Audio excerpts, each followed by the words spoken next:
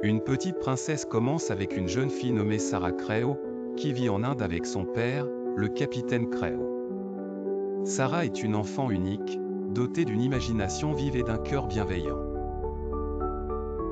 Son père l'adore et la traite comme une petite princesse, la couvrant d'amour et d'attention.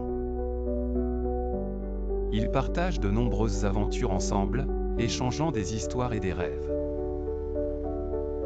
L'éducation de Sarah est importante pour son père, il décide donc de l'envoyer dans une école privée prestigieuse à Londres, connue sous le nom de Séminaire Select de Miss Minchin pour jeunes filles.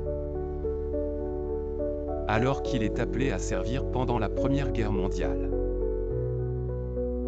À son arrivée à l'école, Sarah est accueillie avec enthousiasme en raison de la richesse de son père.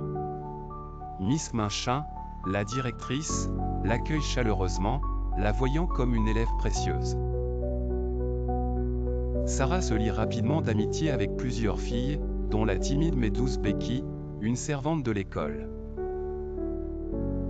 La nature douce et créative de Sarah fait d'elle une figure appréciée parmi ses camarades, et elle prend plaisir à partager ses histoires imaginatives, rendant même les moments les plus ennuyeux plus vivants. Cependant, la vie de Sarah prend un tournant sombre lorsqu'elle reçoit la nouvelle dévastatrice que son père est mort à la guerre. Sans la fortune de son père, l'attitude de Miss Minchin change complètement.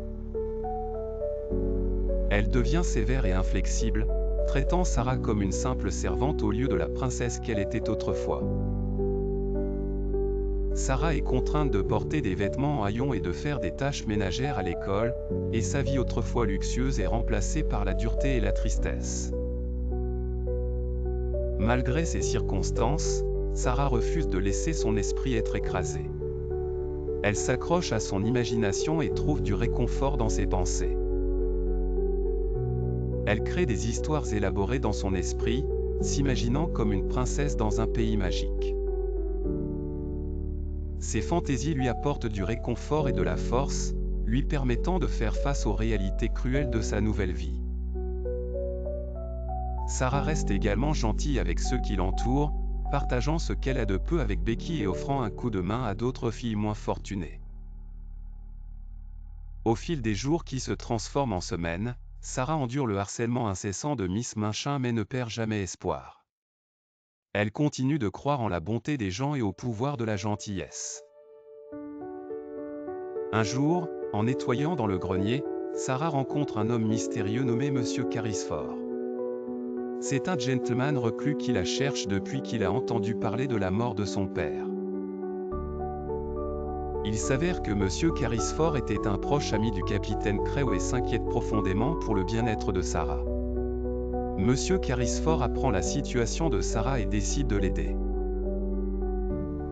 Il découvre que Sarah a droit à la fortune de son père, qui était destinée à assurer son bien-être. Avec son aide, la vie de Sarah est sur le point de changer radicalement. Il lui fournit un foyer confortable, un environnement aimant et l'occasion de retrouver sa dignité perdue. Alors que les circonstances de Sarah s'améliorent, elle reste déterminée à aider ceux qui l'entourent. Elle invite Becky à vivre avec elle, s'assurant que son amie n'a jamais à souffrir à nouveau. Sarah renouvelle également son imagination, utilisant ses expériences pour inspirer de nouvelles histoires pleines d'espoir et de joie. Le point culminant de l'histoire se produit lorsque Miss Minchin, réalisant le nouveau statut de Sarah, tente de reprendre son autorité. Cependant, Sarah se tient droite, ayant appris la leçon ultime sur la résilience et la valeur de soi. Elle utilise sa fortune non seulement pour elle-même mais aussi pour créer une vie meilleure pour les autres à l'école. La gentillesse et la compassion de Sarah transforment non seulement sa propre vie mais aussi celle de ceux qui l'entourent. À la fin, Sarah devient un phare d'espoir pour ses amis, prouvant que la véritable richesse ne réside pas dans les richesses, mais dans l'amour.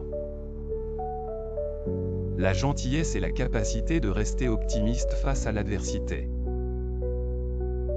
L'histoire se termine avec Sarah embrassant sa nouvelle vie, entourée d'amis qui chérissent son esprit, bienveillant peut finalement triompher.